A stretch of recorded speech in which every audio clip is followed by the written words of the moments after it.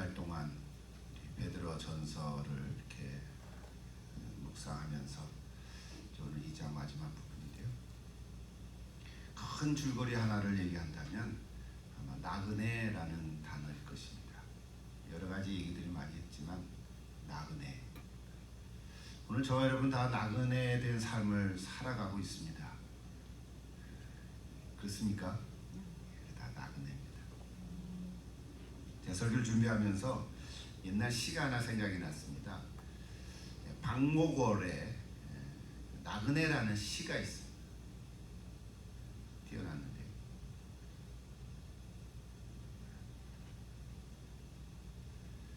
강나루 건너서 밀밭길을 구름에 달 가듯이 가는 나그네. 길은 외줄기 남도 300리 술익은 마을마다 타는 전용롤 구름에 달 가듯이 가는 나그네.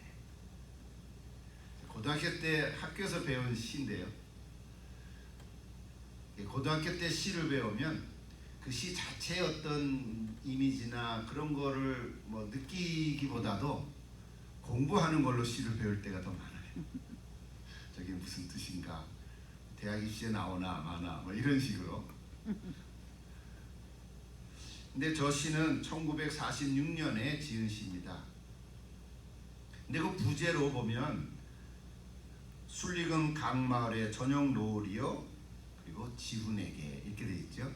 지훈이라는 사람은 시인 조지훈을 얘기합니다. 그러니까 시인 조지훈이 1942년에 박목월에게 편지를 한 통 보냈습니다. 완화삼이라는 제목의 시인데요.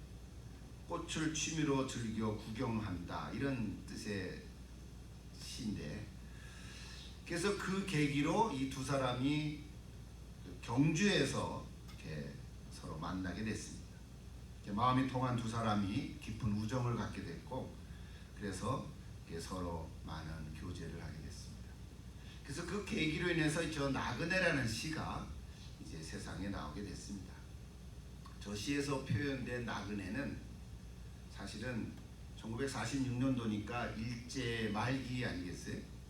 그러니까 1945년에 해방이 됐는데 그 전에 쓰여진 거죠. 45년에 곧바로 나왔으니까.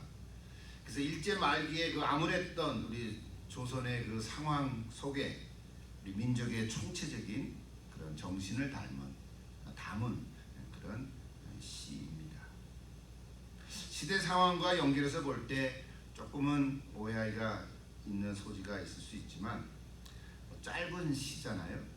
5행밖에 안 되는 시인데 참 거기에 그 시인으로서 만들어낸 그 언어를 이렇게 보면 참 대단하다 이런 생각이 듭니다. 구름에 달 가듯이 가는 나그네. 오늘 저 여러분의 삶도 구름에 달 가듯이 가는 나그네.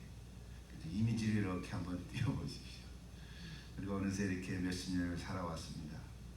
네, 그래서 50, 60, 70, 80 이렇게 살아왔는데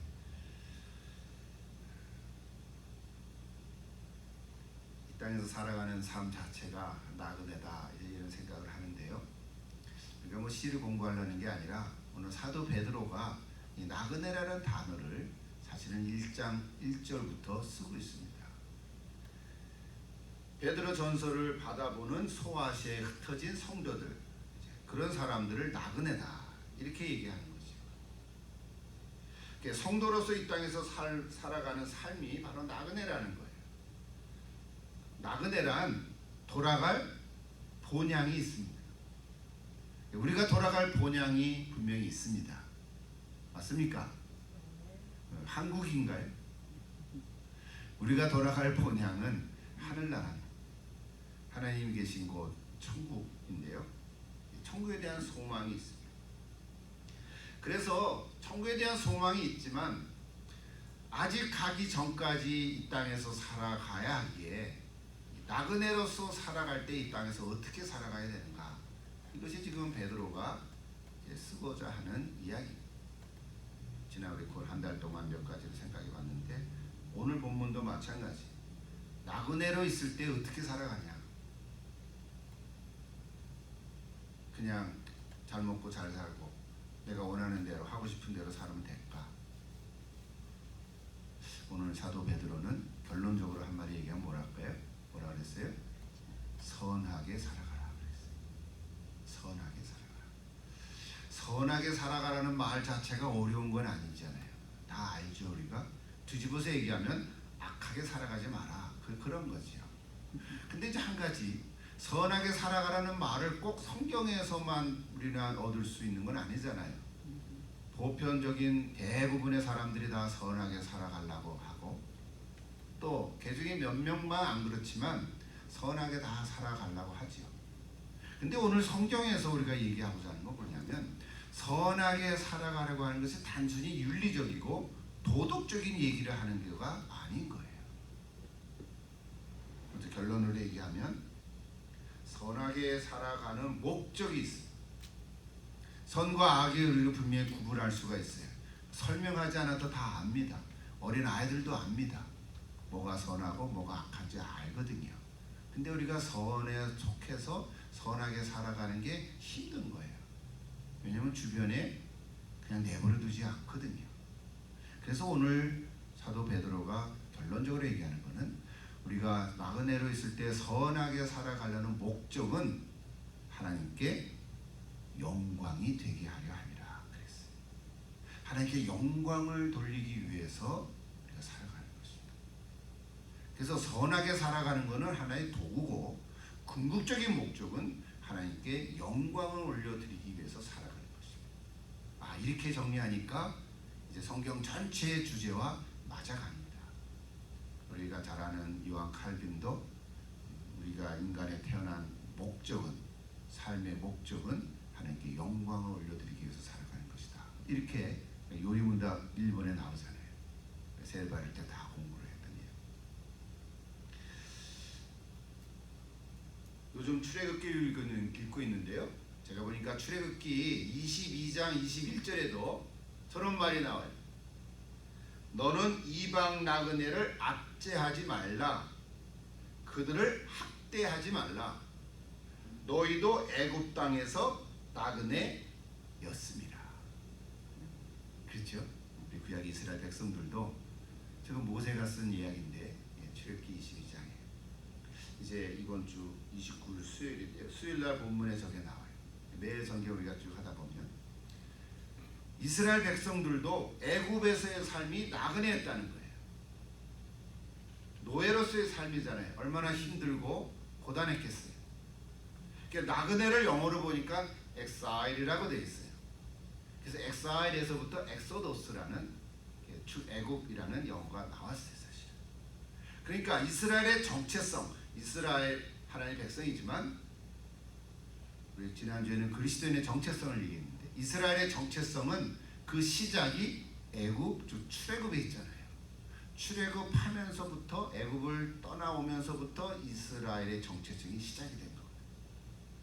그러니까 자신들이 애굽에 있었을 때 받았던 그 학대를 기억하고 이방의 나그네들을 압제하지 말라, 고통스럽게 하지 말라, 그 얘기를 출애굽기에서 하고 있어요. 출애굽 얘기를 다 소개할 수는 없는데요.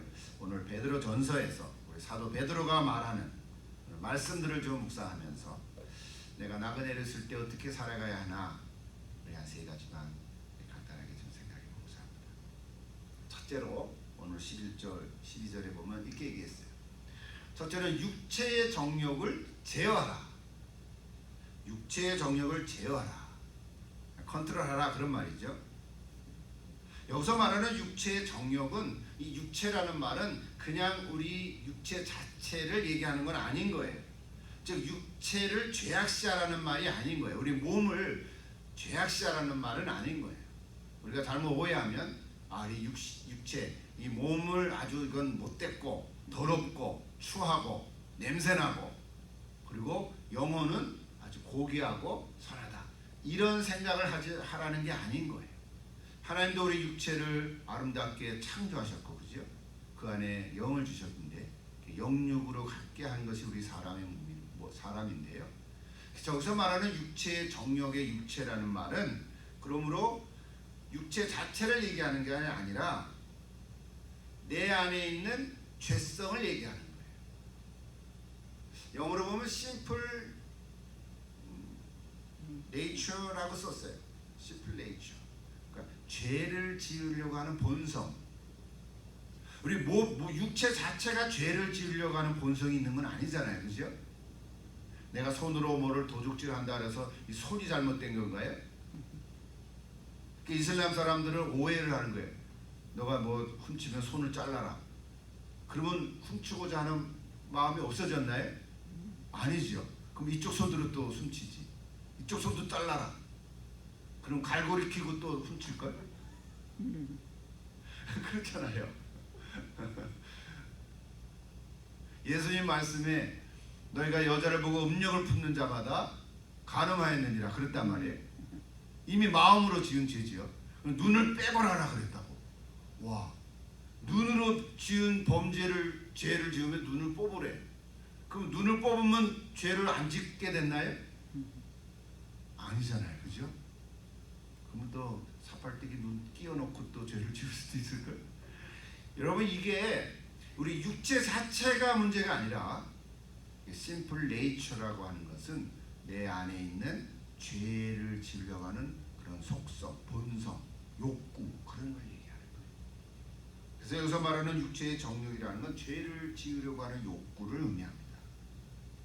그래서 사도 바울은요, 저 용어를 베드로는 그냥 저렇게 하고 끝나버렸는데 사도 바울은 저걸 좀 자세하게 구분하기 위해서 육체라는 단어 대신에 육신이라고 하는 단어를 썼어요. 그것도 참 우리 한국말로는 뭐 그게 그거다 이렇게 생각을 할 수 있는데 육신이라는 단어를 썼어요. 육신이라는 단어는 우리 육체, 이 몸이라고 하는 단어보다는 뭘 더 얘기하냐면 내 안에 있는 어떤 영적인 부분을 얘기하는 거예요. 영적인 죄성을 얘기하는 거예요. 그래서 죄를 짓는 것은 이 육체가 아니라 내 안에 있는 어떤 죄성이라는 거예요. 죄는 생각으로부터 시작합니다. 생각으로부터 죄가 시작이 되는데 그 생각이 내 마음으로부터 옮겨가면 마음으로 짓는 죄가 되고요. 아무도 알 수가 없죠. 속으로 자기 혼자 생각하는 거니까. 그 다음에 그것이 행동으로 옮겨가면 이제 범죄가 되는 거죠. 그렇죠? 우리는 누구나 다 그런 의미에서 마음으로 짓는 죄들이 여전히 있습니다. 아무도 모를 수 있고 순간 지나갈 수도 있겠죠. 근데 그게 죄성이라는 거예요. 그래서 사도 바울은요, 그것을 로마서에서 이렇게 얘기해요. 그냥 한번 짚고 넘어가 보십시다. 로마서 8장 1절 2절에 보면 3절 4절에 나오는데 1절부터 읽을게요. 그러므로 이제 그리스도 예수 안에 있는 너희는 결코 정죄함이 없나니 이는 그리스도 예수 안에 있는 생명의 성령의 법이 죄와 사망의 법에서 너를 해방하였습니다. 아멘. 아멘. 확실하죠? 우리 7장과 8장에 넘어가는 분수령이에요. 근데 3절에서 저렇게 얘기했어요. 자 보세요. 율법이 육신으로 말미암아 연약하여 할 수 없는 그것을 하나님은 하시나니 곧 죄로 말미암아 자기 이름을 죄 있는 육신의 모양으로 보내요. 자기 아들을, 자기 예수님을 죄 있는 육신의 모양, 육신의 모양으로 사람의 모양으로 보내요. 육신의 죄를 정하사 육신을 따르지 않고 그 영을 따라 행하는 우리에게 율법의 요구가 이루어지게 하려 하심이라 그랬어요. 처음 읽는 분들 좀 어렵나요? 로마서 강의를 전에 다 했는데 내가 율법을 지키려고 애를 쓰면 쓸수록 우리는 율법을 지킬 수가 없다 이 말이죠. 율법을 지키려고 애를 쓴다고 해서 율법을 지켜지는 게 아니고 도덕 윤리가 아니라는 거예요. 그런데 내가 육신을 따라가지 않고 성령을 따라서 살아가다 보면 나도 모르는 사이에 율법이 요구하는 것을 이루고 있네 하고 발견하게 된다는 거예요. 그런 구절이에요. 그래서 11절에 보면요, 베드로가 이렇게 얘기해요. 다시 11절에 보면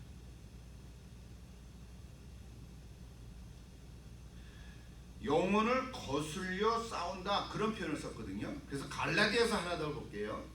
사도 바울이 갈라디아서 5장에서 이렇게 썼어요. 내가 이르니 너는 성령을 따라 행하라. 그리하면 육체의 욕심을 이루지 아니하리라. 베드로 오늘 말씀하고 똑같이 그죠? 육체의 소욕, 육체의 욕심을 이루지 않는 방법은 성령을 따라서 살아가는 거예요. 내가 육체의 욕심을 막 하지 말아야지, 막 금욕을 하고 막 때리고 그 고통, 고행을 행하고 그런다고 육체의 욕심이 없어지는 게 아니라 성령을 따라서 살아가다 보면 육체의 욕심이 자연적으로 없어진다는 거죠. 제어된다는 거죠. 그게 원리예요. 그게 우리 성도의 원리예요. 얼마나 감사한 일입니까? 얼마나 감사해요. 도덕적으로 살아가는 게 아닌 거예요.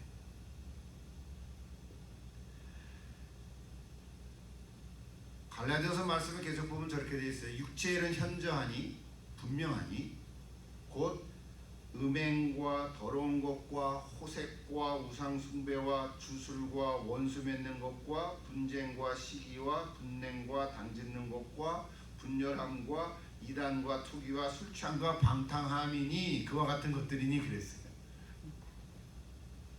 뭐 저것뿐이겠어요. 얼마나 더 많겠어요. 그죠?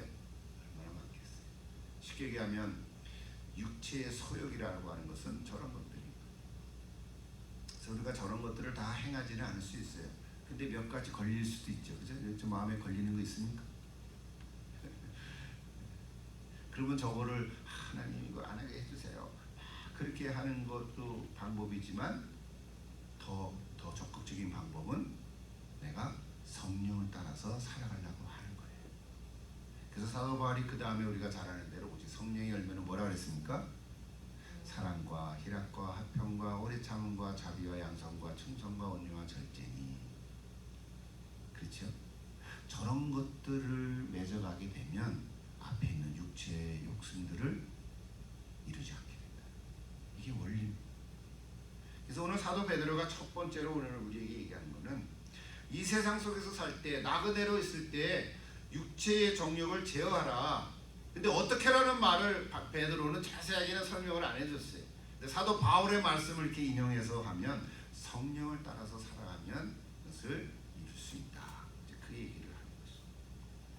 그게 바드로는 특별히 이방인 중에서 선한 일을 해라 이렇게 얘기했죠. 너희가 악행을 한다고 비방하는 사람들로 하여금 나중에 심판하시는 날에 하나님께 영광을 돌리게 하려 합니다. 이것이 궁극적인 목적이었다. 하나님께 영광을 돌리는 데 있어요.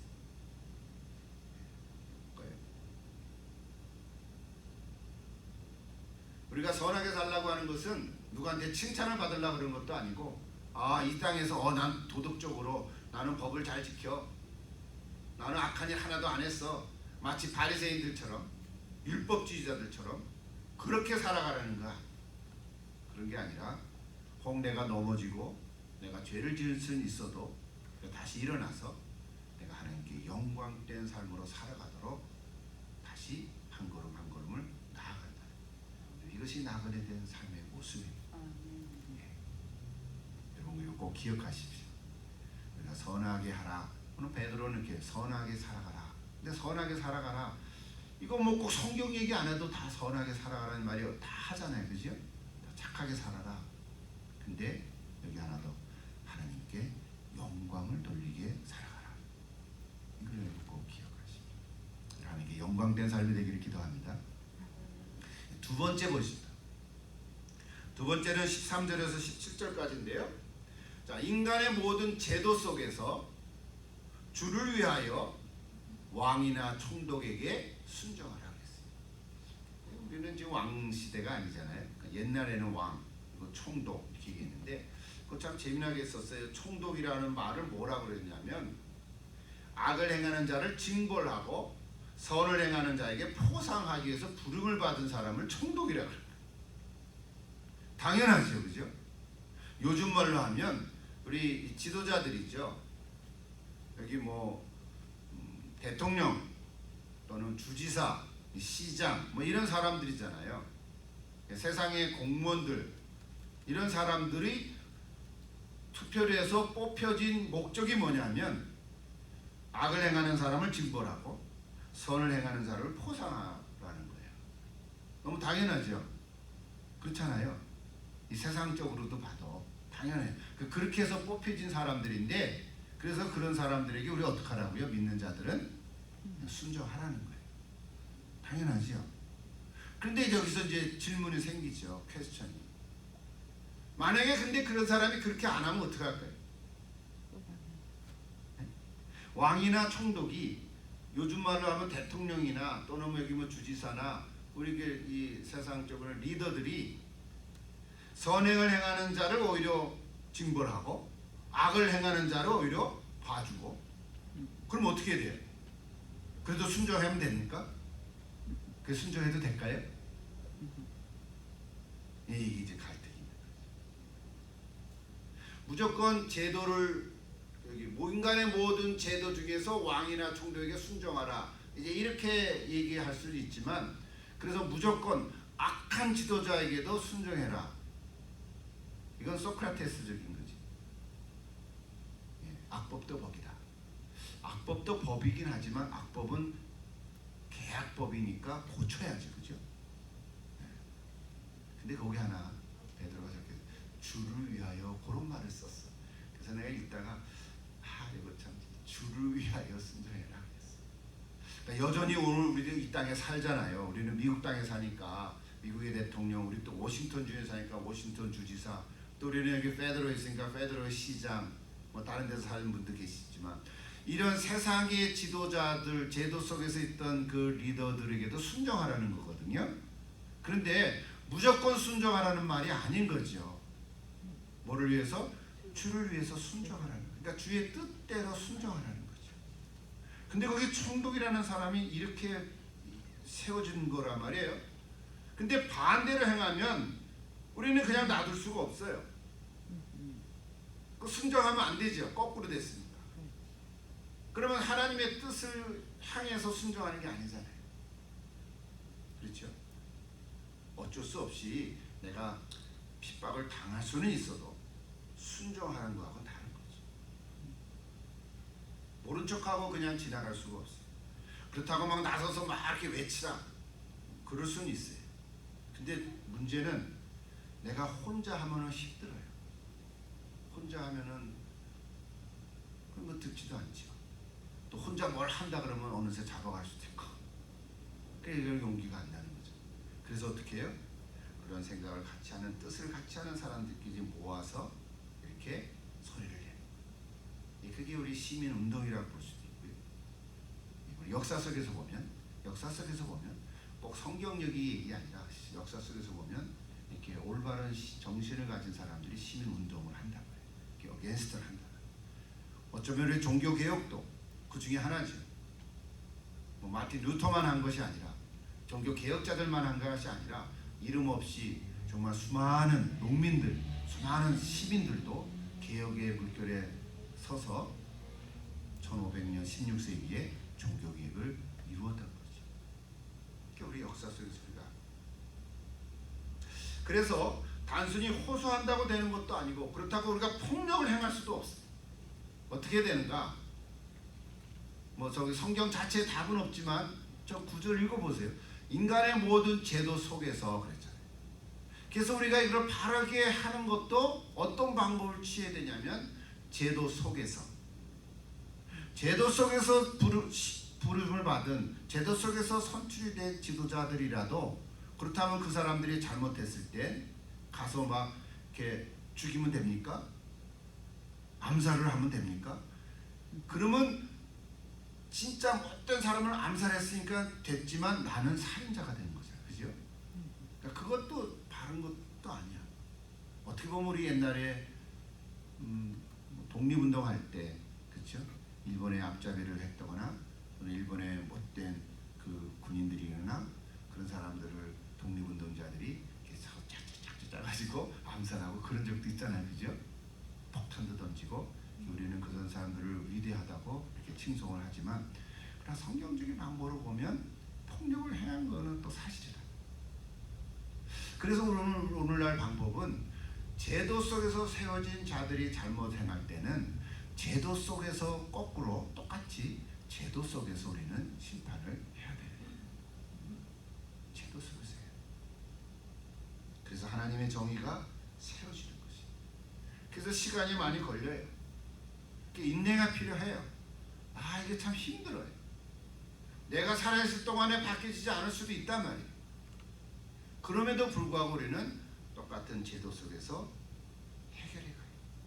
그것이 잘못됐으면 그걸 또 바꿔가야 되는 노력도 해야 되는 것이죠. 그래서 열심히 공부도 하고 또 내가 거기에 뜻이 있으면 또 거기서 일도 하고 그런 방법을 통해서 하려다 보니까 사실 시간이 많이 걸리는 거죠. 또 오늘 우리 성도들 입장에서는 또 그런 사람들 위해서 기도도 하고 그렇게 해가는 것이죠. 그래서 지혜가 필요하고 인내가 필요하고 이것을 사도 베드로가 오늘 16절 17절에서 잘 설명해 주고 있어요.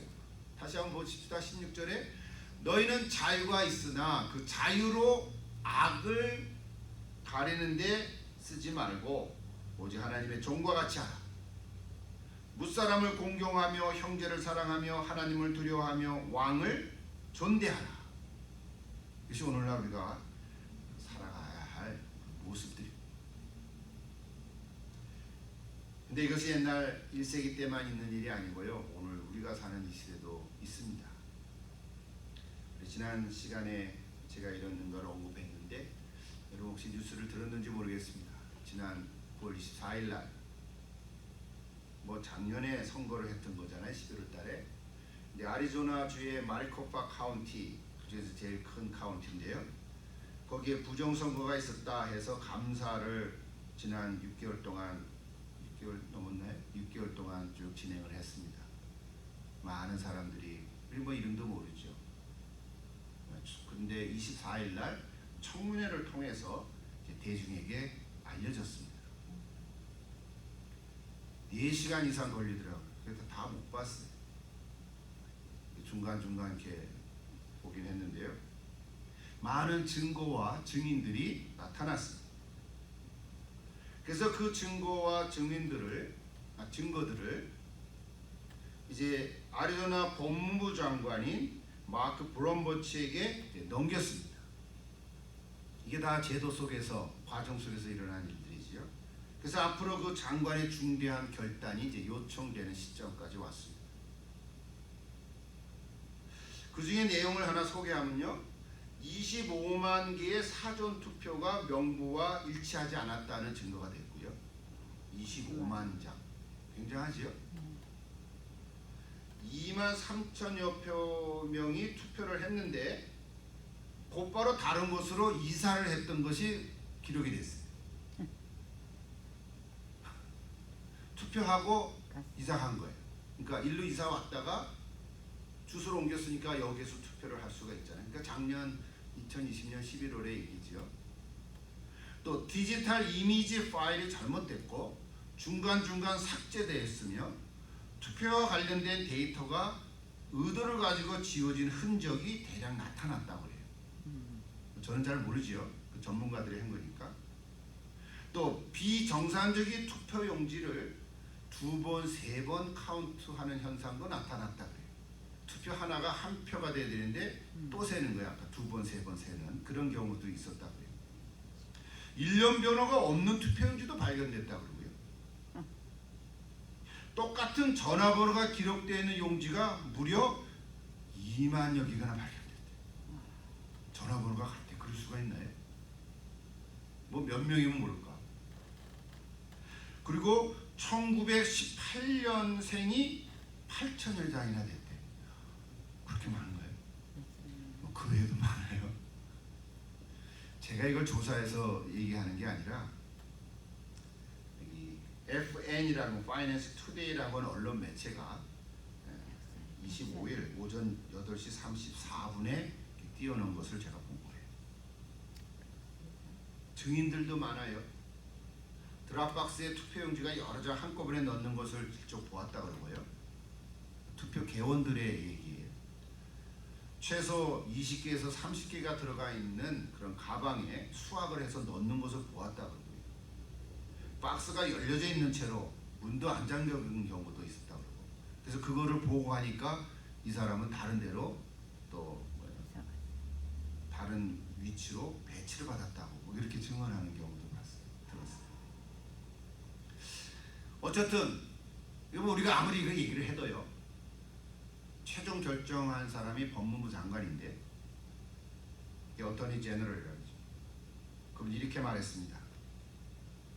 I will take necessary actions that are supported by evidence and where I have legal authority. 이렇게 말했어요. 내가 합법적으로 갖고 있는 권한 내에서 이 증거를 바탕으로 필요한 행동을 취할 것이다. 이렇게 얘기를 했어요. 또 기다려야죠. 이 법무부 장관이 어떻게 행동을 취할지를 또 이제 기다려요. 근데 이런 뉴스를 이제 제가 접하고 보는데 또 다른 경우가 뭐가 있냐면요. 일부분의 더 많은 주류 언론들의 매체들은요. 오히려 이 24일날 했던 청문회 결과를 놓고 현재 대통령의 표가 더 늘어났다. 89표인가? 제가 그거는 못 찾아봤어요. 하여튼 98인가 86인가 그랬어요. 그 표가 더 늘어났다라고 뉴스를 보냈어요. 거짓 뉴스죠. 근데 청문회가 끝나기 전에 이미 뉴스가 나갔어요.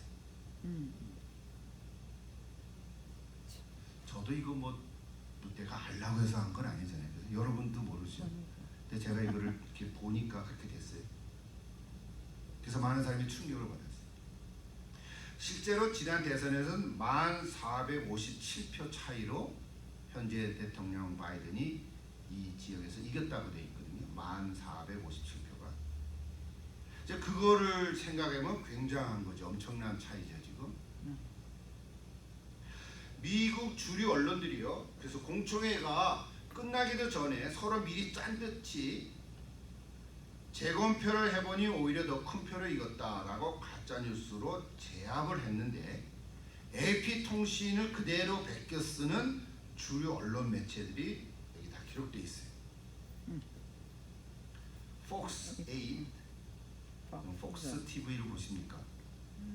NPR, 마켓 워치라고 하는 뉴스 매체, 또 CNN. 옛날에 CNN 잘 봤는데 요즘은 안 보죠 제가. 또 포브스라고 하는 포브스, 또 아리조나 리퍼블릭, 허빙턴 포스트, 이거는 신문 매체죠. 비즈니스 인사이더, MSNBC, 야후. 요즘 야후를 안 보고 구글을 좀 많이 찾겠죠. 이런 데서 거의 똑같은 뉴스로 다 보냈어요.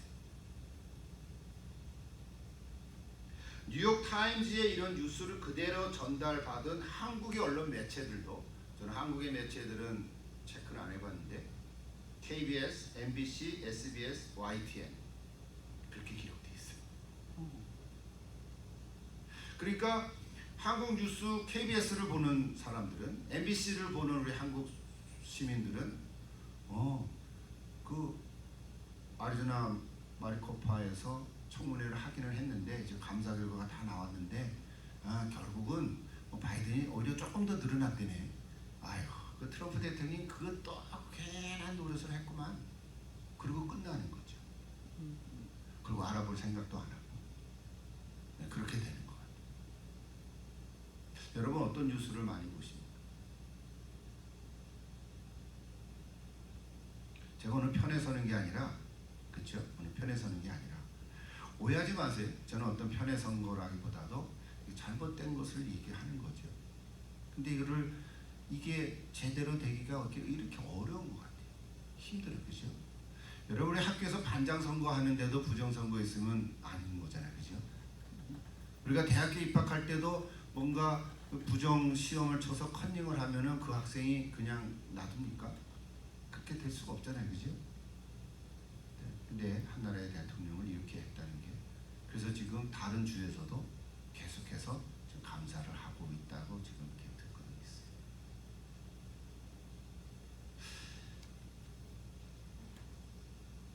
미국이나 한국이나 어떤 면에서는 이 언론이 제대로 되지 않으니까 우리 많은 우리 국민들은 눈과 귀를 가리게 되는 것이 아닌가. 진실을 알기가 너무 어려워요. 진실을 알기. 언론이 정치와 결탁을 하게 되고요. 또한 재벌들 경제적인 기득권 세력들이 검찰까지 한 통속이 되어서 버리면 사회적인 정의가 실현되기가 더 어렵다는 거죠. 특히 한국의 요즘 뉴스를 조금 봤어요. 내년도 대통령 선거에 따라서 그거를 연결해서 이렇게 보니까 언론과 정치가 결탁을 하고요. 또 기득권 세력과 검찰이 한 통속이 됐다. 이런 얘기들이 이렇게 나오더라고요. 여러분도 그거 보십니까? 많이 보시죠? 엊그제는 더불어민주당의 이재명이라고 하는 현재 경기도지사가 이제 전남, 광주 그리고 전북에서 이제 이렇게 투표가 됐는데 많이 됐어요. 과반수가 됐어요. 근데 이쪽 상대편에서는 또 그분이 잘못됐다고 뭐 정확한 용어를 안 적어놔서 모르겠는데 뭐 5,500억 정도의 그것을 공기업으로 이렇게 해서 얻게 돼서 경기도 성남시였을 때 했던 모양이에요. 성남시에 있는 사람들에게 다 나눠줬다 뭐 이런 얘기를 했는데 거꾸로 아니다 안 하고 이제 막 서로 공방을 했는데 어제 방금 뉴스 25일 날 나온 뉴스는 오히려 상대방 당에 있는 그 국회의원의 아들이 일한 그 회사에서 6년밖에 일을 안 했는데 퇴직금으로 50억을 받았다는 얘기가 지금 드러난 거예요. 여러분 퇴직금을 아무리 많이 일해도 50억을 퇴직금으로 받는 사람은 한 명도 없었다는 거예요. 제일 많은 게 22억 어떤 재벌 회장이라고 하는데 그래서 그거를 지금 조사하는 중이에요. 말이 55억도 아니고 50억일 젊은 31살짜리가 6년 일했는데 일할 때 월급은 220 미안해 숫자를 정확하게 몰라요. 230만 원, 330만 원 받았다 그러는데 6년 동안 일했는데 그것도 그러니까 이게 지금 비리가 드러나고 있는 거지. 뭐 이런 뉴스 내용들이 많은 국민들이 정확하게 알지 못하니까 이렇고 저렇고 얘기를 많이 하는 것 같아요. 제가 오늘 설교 시간인데 이런 얘기를 소개하는 거는 그 자체를 얘기하는 것보다 오늘 저와 여러분이 기도하면서 오늘 우리 지금 바울이 아니 베드로가 두 번째로 뭐라 그랬냐면 모든 제도 속에서 왕이나 총독들에게 순종하라 그랬잖아요. 무조건 순종해야 되냐 이 말이죠. 정직한 자를 징벌하고 선을 행하는 자를 오히려 압박하고 악을 행하는 자를 봐주고 그래도 되냐는 거예요. 뭐 내가 그 사람하고 직접적인 관계도 없고 본 적도 없고 그렇죠? 관계 아무것도 없어요. 그러나 그럼에도 불구하고 성경 말씀을 이렇게 기본에서 볼 때 사도 베드로가 말하고자 하는 핵심을 우리 놓치면 안 돼요. 오늘 우리가 살아가는 미국이나 한국이나 뭐 미국 한국만 얘기합니까? 전 세계 나라들마다 그런 게 얼마나 많겠어요. 적어도 오늘 우리 예수 믿는 사람들은 뭐 완벽한 사람이 어디 있겠어요, 그죠? 그럼에도 불구하고 우리가 이 땅에서 나그네로 살 때 베드로가 선하게 살아가라고 할 때 두 번째 내용은 제도 속에서 뽑힌 지도자에게 순종하라고 할 때 그 순종의 핵심을 우리는 잘 분별해야 되겠다고 지금 얘기를 하는 것입니다. 오늘 여러분이 그렇다고 가서 뭐 하자 그런 말이 아니라 기도하는 가운데 우리가 듣는 그 뉴스들을 잘 분별해서 어떤 게 참인가 어떤 게 잘못된 건가 잘못된 것을 듣고 그대로 믿으면 안 된다. 오늘 우리의 모습이 참 너무 힘든 세월을 지금 시대를 살아가고 있습니다. 마지막으로 하나 보고 마치죠. 마지막 18절에서 25절 사이에는 세 번째 이렇게 얘기했어요. 사환들에게 주는 건데 주인들에게 순종하라 그랬어요. 자, 이 땅에서 살 때 사환들이라는 말은 종업원들이죠. 요즘 말로 하면 직원들, 인플로이라고 볼 수도 있어요. 근데 그 주인들에게 순종해라. 근데 재미난 표현이 있어요. 관용을 베푸는 주인들뿐만 아니라 까다롭게 구는 주인들에게도 그렇게 하라. 그래서 난 이 구절이 너무 재밌죠, 그죠? 뭐 여러분이 주인일 수도 있고 장사를 하시거나 뭐 사업을 하시는 분은 내가 주인이 내 밑에 종업원들이 있을 거 아니에요. 그러니까 종업원들이 이렇게 까다롭게 구하지 말고, 근데 까다로울 수도 있죠. 주인이 못된 종업원들에게는 또 까다롭게 해야 되기도 하겠죠. 근데 이게 지금 베드로는 이제 사원들 입장에서 말하는 거죠. 주인들에게 순종해라. 아 그럼 주인이 잘해야지 나도 순종하지, 뭐 그럴 수도 있죠. 근데 베드로가 그 다음 끝절에 뭐예요? 까다롭게 구는 주인들에게도 그렇게 하라. 이 까다롭다는 말을 영어를 보니까 저렇게 써요. harsh라고 말 썼어요. 한국말이 많이 또 있어요. 거칠다, 난폭하다, 가혹하다, 엄하다, 잔인하다, 무정하다, 무자비하다, 까칠하다, 거세다, 눈에 거슬리다. 그게 다 harsh라고 하는 영어 단어의 한국말 단어 뜻들이에요. 와, 저런 주인들도 있겠죠, 그죠? 여러분 어떻습니까? 여러분 다 은퇴했으니까 I don't know, 그러니까 I don't care 그럴 수 있지만, 악독 주인으로부터 부당한 대우를 받을 수도 있고요, 억울하게 누명을 쓸 수도 있고, 심하면 해고를 받을 수도 있습니다. 그런데 신자라는 이름으로 하나님을 생각하면서 잘 참는 것이 아름답다고 지금 베드로는 말하고 있습니다. 와, 어렵겠죠? 안 어렵습니까? 내 보스가 아주 못됐어요. 난폭하고 말도 함부로 하고 거칠고 까칠하고, 그런데도 그냥 예 알았습니다 그러고 가야 될까요? 그래야지. 일단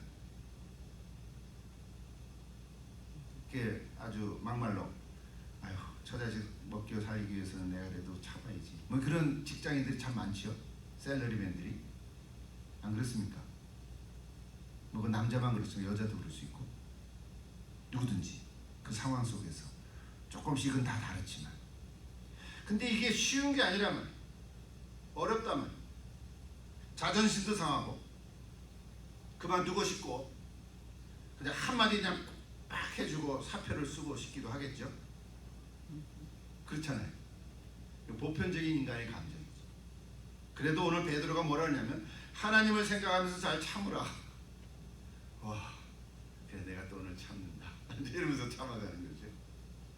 단순히 돈 벌려고 하는 게 아니라 사환의 입장에서 예수 믿는 사환, 예수 믿는 종업원들은 하나님 생각하면서 잘 참으라. 베드로가 그렇게까지 얘기해 줬어요. 그러면서 계속해서 25절까지 같은 얘기예요. 그냥 같은 줄거리. 예수님도 그러지 않았냐? 예수님도 억울하게 지금 십자가에 달려 들어가시지 않는 거냐? 예수님도 지금 고난을 받으면 예수님 받은 고난을 생각하면서 네가 받은 고난 좀 견딜 수 있지 않겠느냐? 예수님도 고난을 받았지만 대신 욕하지 않고 욕 얻어먹지만 위협하지 않았지 않느냐?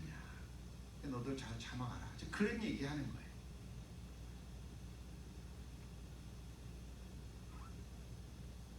근데 이게 쉬운 일이 아니라면, 내가 직접 그래서 대신 원수를 갚지 말고 하나님께 맡기라. 사도 바울이 그렇게 말한 적이 있어요. 성경 한 절 읽고 로마서 12장에 보면 그렇습니다. 악에게 지지 말고, 그러니까 악으로 악을 갚지 말고 모든 사람 앞에서 선한 말을 도모하라. 그래서 맨 마지막에 악으로 악을 갚지 말고 선한 일을 도모하라. 지지 말고 선으로 악을 이기라 그랬죠. 악이지만 선으로 악을 이기라. 자기 선으로 악을 이기라. 여기까지 가면 참 좋겠어요. 근데 이게 쉬운 건 아니에요. 처음에는 못할 수도 있어요. 그러나 조금 더 우리가 성숙해 가면, 내가 예수 안에서 성령으로 또 이제 살아가다 보면 내가 대신 갚지 않고 원수 갚지 않고 오히려 쏴붙여주지 않고 오히려 선으로 악을 이기는 이런 수 있다는 거지.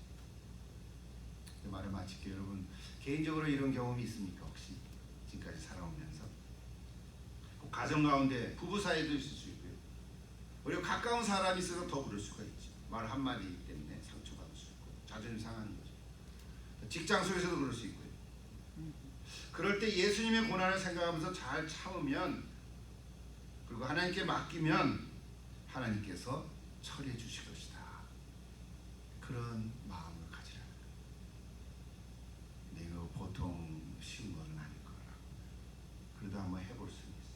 시간이 걸려요. 역사는 증언하고 있습니다. 역사는 증언하고 있습니다.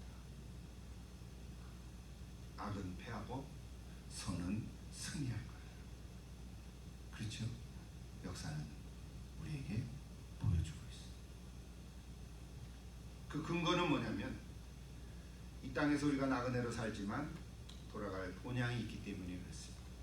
돌아갈 본향이 천국이라고 그러는데 우리 천국이 뭡니까? 천국 하나님이 다스리는 곳이죠. 하나님의 나라, 하나님 나라는 하나님이 다스리는 곳이에요. 근데 요한계시록 보면 거기는 더 이상 눈물도 없고 아픔도 없고 악행이 없고 죄악들이 없다. 사망에는 애통하는 것도 없다. 아니 애곡하는 게 없다 그랬어요. 왜 그럴까요? 죄가 없기 때문에. 이게 죄가 없다. 천국에는 죄가 없습니다. 맞습니까?